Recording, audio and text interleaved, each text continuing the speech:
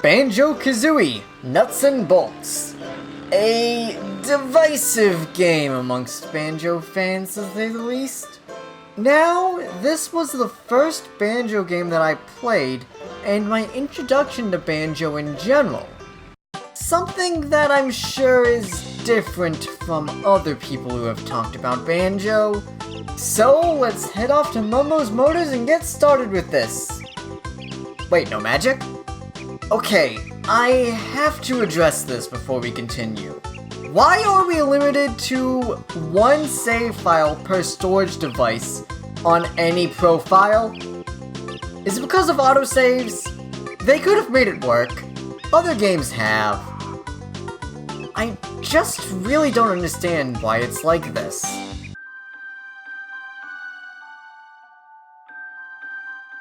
The game begins with a summary of Banjo-Kazooie and Banjo-Tooie. Wait, where does Grunty's Revenge fit into the Banjo-Kazooie timeline? I gotta look into this. Hold on a second.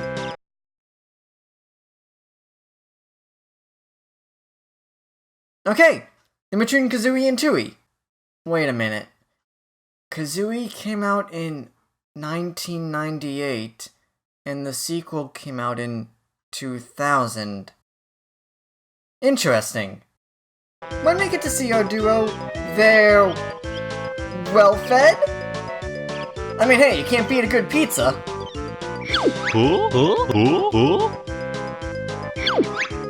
And Grunty's disembodied skull made its way back to Spiral Mountain somehow? I don't know exactly how she's planning to do anything given her current condition, but whatever. Man, Banjo, you've seen better days.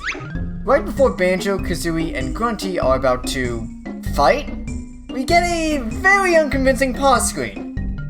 You're just gonna put the word pause in some generic font in the middle of the screen and have it go from red to black? Alright, well I can play that game too!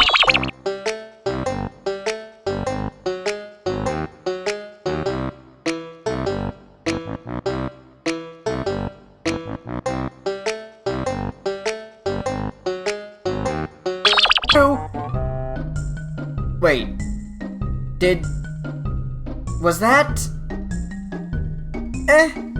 So the master of lazy pause screens introduces himself as the Lord of Games, or LOG for short, the creator of all video games! That's quite a bold claim there. He's here to settle the score once and for all. The winner gets Spiral Mountain, and the loser gets to work in his video game factory. For eternity! Is this how you got all your employees by chance? Oh, Viva Pinata. Maybe this is why they came together with 360 when we got it. Log makes a potential jab at collectathons? I'm honestly not fully sure. And has us collect tokens that look like him. Self-censored much?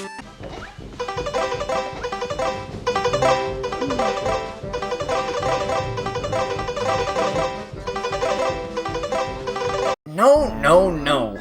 It's too painful to watch. Well, normally the main thing you're trying to collect isn't in a straight line. That's for more miscellaneous collectibles, like notes. Gamers today don't want all this. They just want to shoot things. I'm sorry, what? I know that FPSs were getting popular around this time, but that is a huge overgeneralization if you're being serious. So he decides to change up the game as well as calling Banjo and Kazooie failures. Failures? We've been in several games already!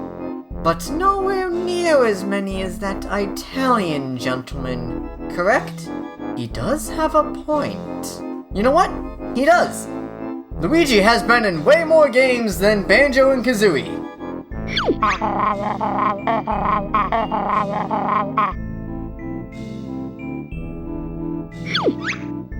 Log decides to take everyone to a new world and with magic gets rid of the extra rate that Banjo-Kazooie have.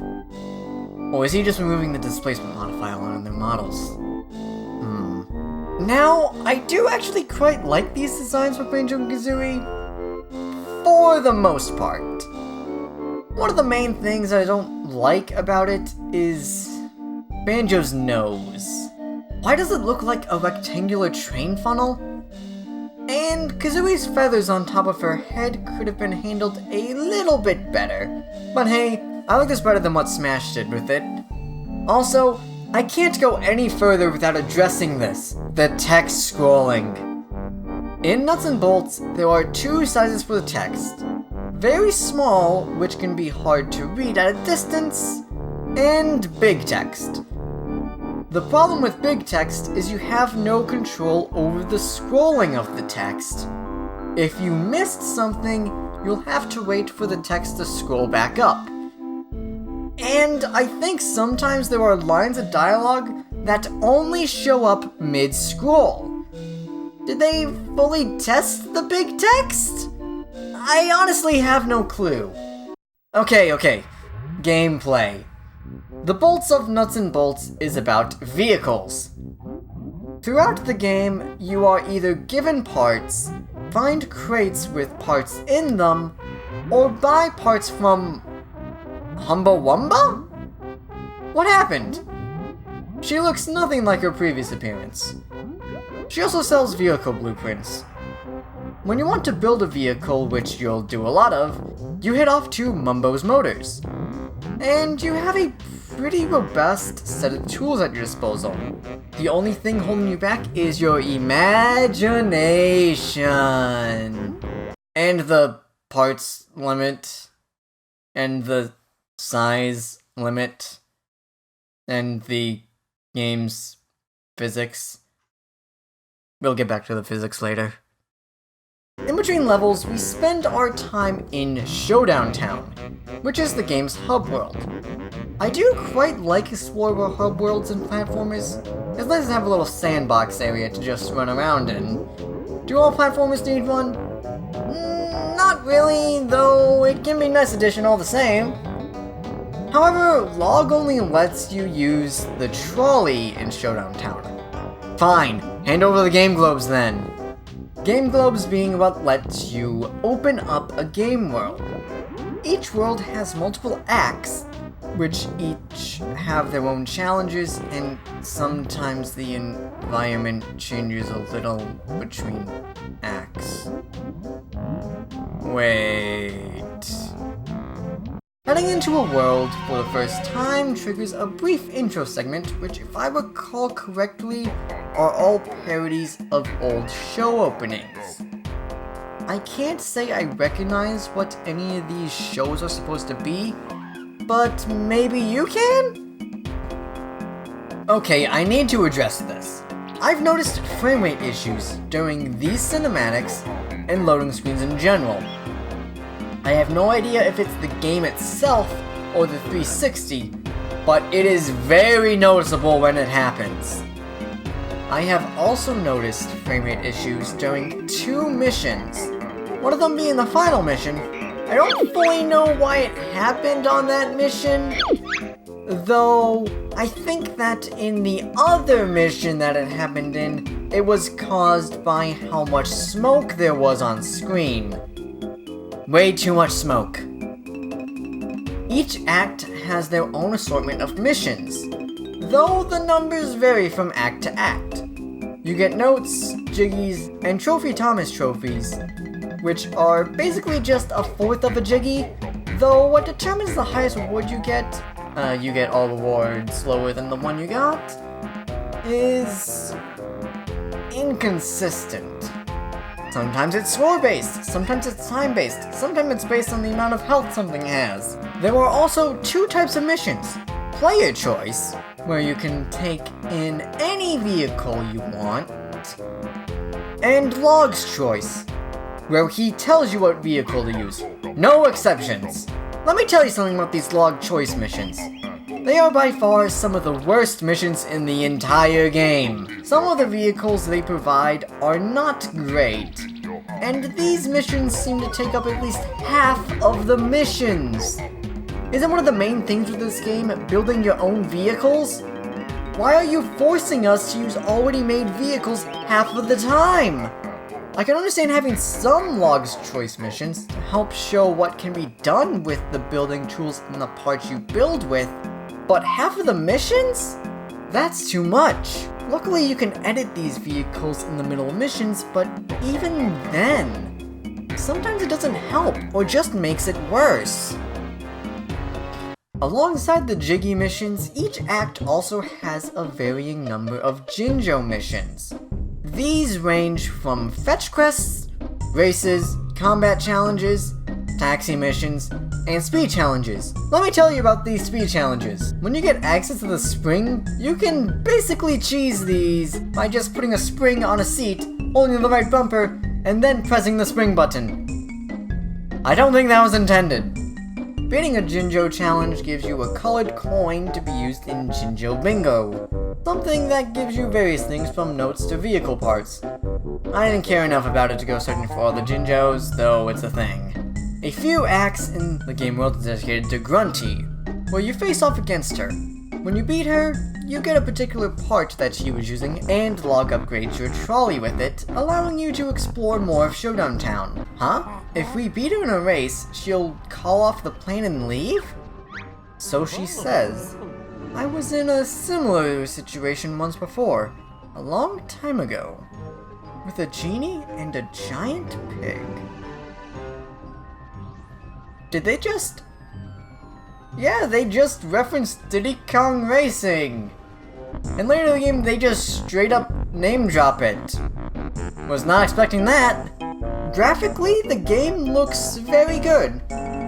The game itself seems to support up to 720p, while 360 supports 1080p. Each game world also has a pretty different aesthetic, one of them even being supposedly the inside of a game console, complete with spinning discs. And another one is a museum of Banjo's past. The banjo melody in this world is pretty cool. Mighty Acres has this patched aesthetic to it, almost like it's made of fabric.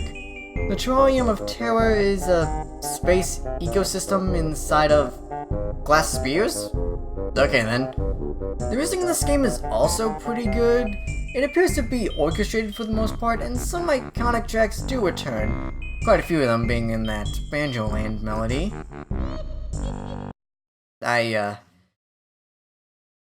That's about all that can be said about the music. I'm sorry.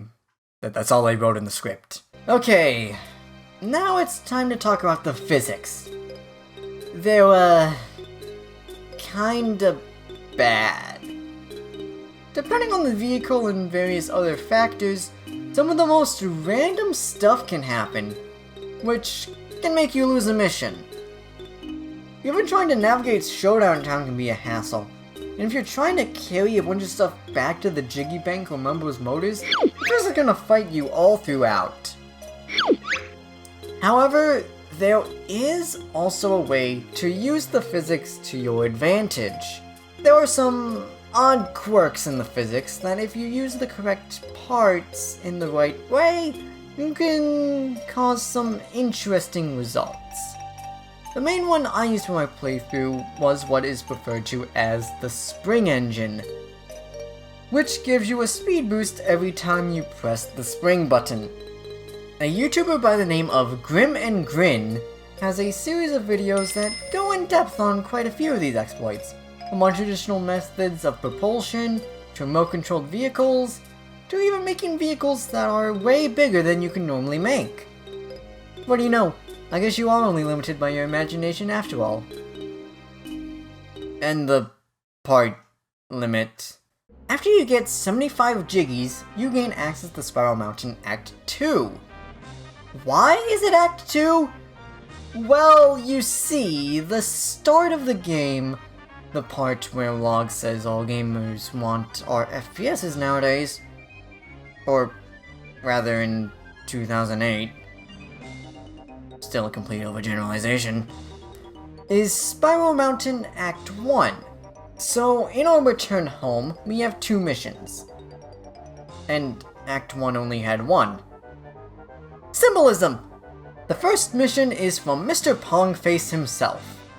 He has a series of challenges that you have to do in what I could call some sort of lightning round. You can't change vehicles in this mission, so you have to make sure your vehicle can do everything he wants you to do. The one major fault for mine was that it couldn't really carry things very well because of the spring engine, though I managed. In between each part of the mission, Log asks you a series of questions to turn back the clock to give you an easier time getting the Jiggy or even the trophy. The strange thing about these quiz questions is not all of them are about nuts and bolts. Some of the questions pertain to previous Banjo games, and then there are some that I am not fully sure how you're supposed to know the answer to. When I was making this game, I had a different name for the Jigoseum. What do you think it was? What? How do you expect me to know this one, Log? I don't know, World of Sport? Oh. I got it right? Well, that's a surprise. I'll be honest, for a few of these questions, I just guessed and I only got 2 wrong in total. And they were about stuff in nuts and bolts. So I know the other 2 games that my first-hand experiences with them, are mainly only with the Xbox Live Arcade demos. Better than I know nuts and bolts. By a small margin. Then we have the final showdown with Grunty. She has created 5 vehicles that we have to defeat back to back with our 1 vehicle. For the most part, it's pretty decent. Until we get to the flying vehicle. The flying section is by far the worst part of this fight. I had to fight Grunty 3 times cause you need to get the Jiggy for it, to count. Her vehicle is small, so it is hard to hit, and it is also made out of super blocks, which are the best building blocks in the game. My vehicle only had 2 weapons, the laser and the Clockwork Kazooies. The Clockwork Kazooies help somewhat being homing weapons, though the laser, being the main weapon, had a hard time hitting the target because of how small the vehicle was. And if my vehicle took major damage, I had to reassign my gadgets.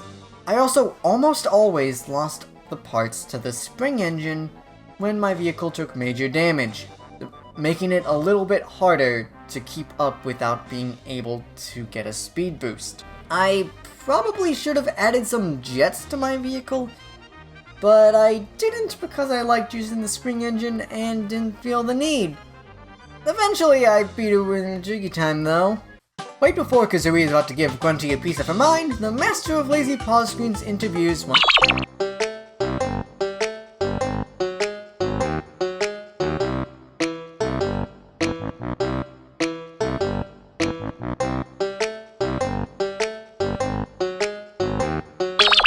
Once again.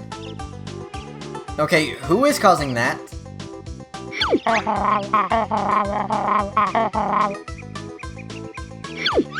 He sends Grunty to work in his video game factory for eternity, gives Banjo the deed to Spiral Mountain, as well as gives them back their moves. Can I have my old abilities back? If this game isn't successful, we might need them for the next one. Good point. Although, you may never get another game. It's been 11 years since. We then see Grunty working at Log's factory and apparently planning to make a devious game. I wonder what AAA company she now works for. So, what are my overall thoughts on this game? I actually like this game. To a point. Let me explain.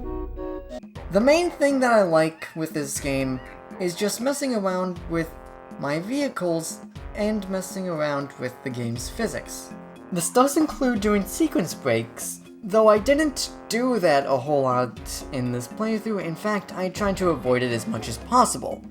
Though there are too many Log's choice missions. There only need to be a few, not practically half of the missions. The main focus on this game is creating your own vehicles, yet the game keeps wanting you to use its pre-made vehicles. Some of them are the worst vehicles in the game because of the physics and other factors. Also, Banjo didn't need to be dragged along for the ride. I think people would have hated this game less if it wasn't tied to the Banjo-Kazooie IP. Even Grant Kirkhope thinks that it should have been its own IP. Will I be going back to try and get everything at some point? Maybe.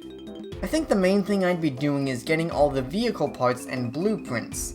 I'm not sure if I care enough to get the trophies in each mission, as some of them are so annoying. There is fun to be had, but some of the other stuff in this game gets in the way of it and makes the game worse as a result. Though, those are my thoughts on the matter. Feel free to share your thoughts if you feel like it, and I'll see you guys next time.